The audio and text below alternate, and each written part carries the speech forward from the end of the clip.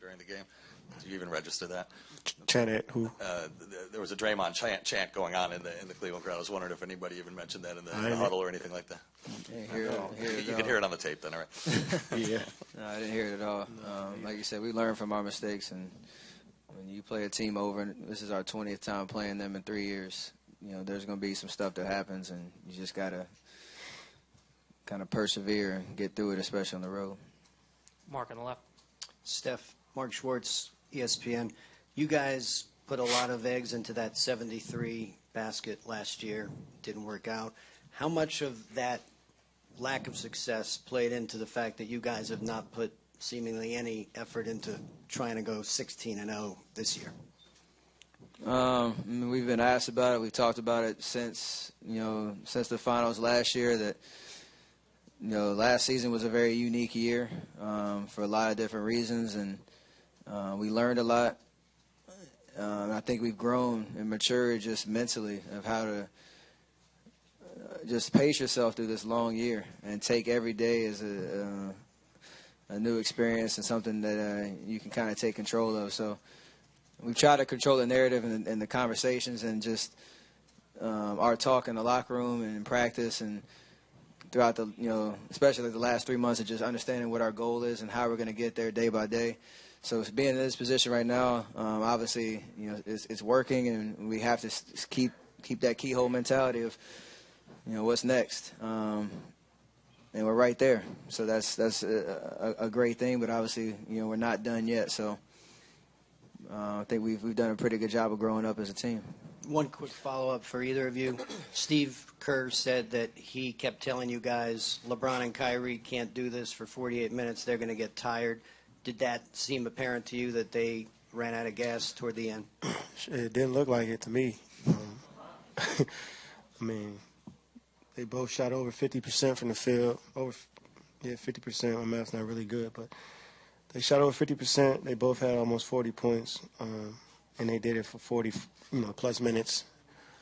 They played extremely well, but I just think we stayed in front of them late in the game and got a contest on some shots and rebounding the basketball. But they had it going all night. You got to give them credit. Kenny on the right. Steph, Kenny Rowe to WHBC. You mentioned that calmness down the stretch, even though you were down. Was it there last year, or was that calmness because of the guy that's sitting to your left? I mean, he obviously helps the situation, but the experience that we've been through definitely helps. You hope that we can learn from how the games got away from us in game threes on the road here, where 2 or 3 possessions where you give them, easy open threes or turn the ball over, they get breakaway dunks, all that kind of stuff where the crowd really gets into it and they feed off of that energy. We did a pretty good job of cutting that out this year. So that was huge. And we just, as a group, everybody understood what they could, the little things that they could do down the stretch to help us win. And, not all of it's just scoring. It's the little stuff. Like he said, Klay Thompson was amazing, down the stretch, just trying to make it as tough as possible. And Kyrie in those one-on-one situations. Andre staying locked in on LeBron in those moments. Katie and Draymond communicating, being our anchors on defense. And that part of it is just so much fun to be a part of and watch as everybody just is fighting, being dogs out there, just trying to get it done. And, we're right there. Ramona, Dan, and Chris, last 3. Ramona Shelburne, ESPN. It's a question for Kevin.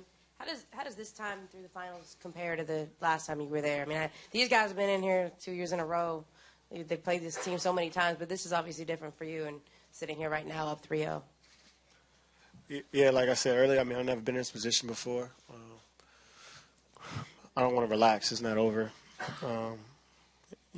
This is a crazy game. Anything can happen. So I don't want to relax or feel like it's over. It's not. And, I'm just trying to enjoy this moment, try not to look in the future or in the past. Just try to just stay in the present and enjoy this moment and for what it's worth and just keep pushing, keep getting better and then I'll sit back and probably reflect on everything, once the season's over. But for now, I'm just trying to stay in the moment, enjoy every single minute, and, just keep getting better.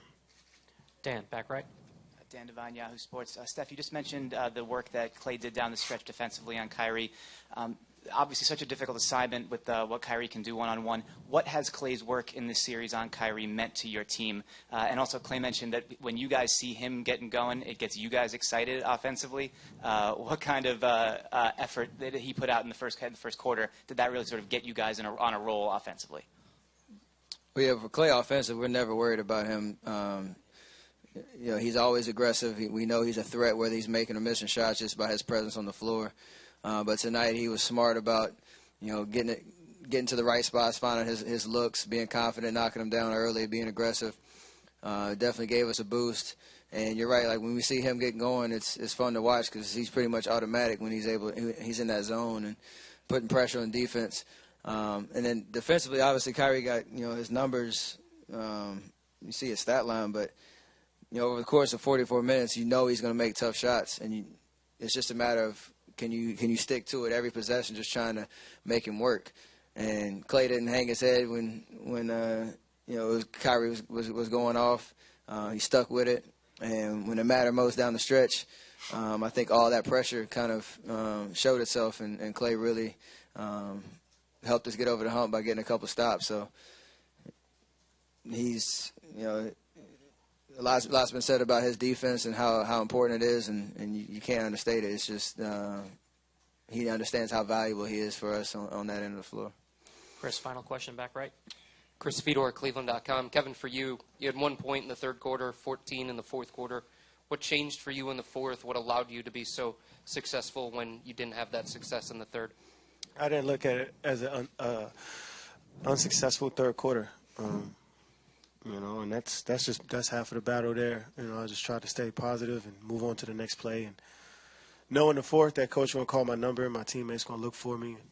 It's on me to finish. I work on my game every day, and I just had to trust in that.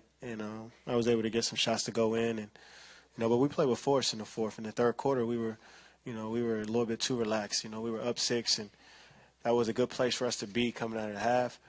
But we didn't do what we were supposed to do in the third. So I think we just played with more force as a group in the fourth quarter, and they put it on us in the third. So we got to watch some film and see how we can be better coming out of half. Thank you, guys. This concludes the session for tonight. Just a reminder, team practices tomorrow, both here at Quicken Loans Arena.